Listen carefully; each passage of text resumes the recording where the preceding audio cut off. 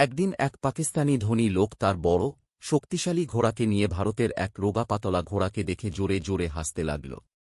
এটা দেখে ভারতীয় ঘোড়ার মালিক লজ্জায় মুখ ঢেকে দৌড়ে বাড়ি ফিরে গেল। বাড়ি গিয়ে সে ঘোড়াটিকে প্রচুর কড়া খাওয়াতে লাগল। তারপর ঘোড়াটি জিমে ভর্তি হল এবং প্রতিদিন ভারোত্তোলন, দৌড়, পুশ আপ ইত্যাদি ব্যায়াম করতে লাগল। কয়েকদিনের মধ্যেই সেই রোগা ঘোড়াটি শক্তিশালী ও পেশিবহুল হয়ে উঠল। এরপর একদিন রেসের আয়োজন করা হল। পাকিস্তানি ঘোড়া আর ভারতীয় ঘোড়া দুজনেই স্টার্টিং লাইনে দাঁড়াল। চারপাশে দর্শকের ভিড় জমে গেল। রেস শুরু হলে দুই ঘোড়া সমান গতিতে দৌড়ে ফিনিশ লাইনে একসাথে পৌঁছে গেল। পাকিস্তানি দর্শকরা চিৎকার করে বলল, আমাদের ঘোড়াই জিতবে, আর ভারতীয় দর্শকরা বলল, না, আমাদের ঘোড়াই জিতবে। শেষ ভারতকে যারা সমর্থন করবে তারা ভারত মন্তব্য করে জানাবে।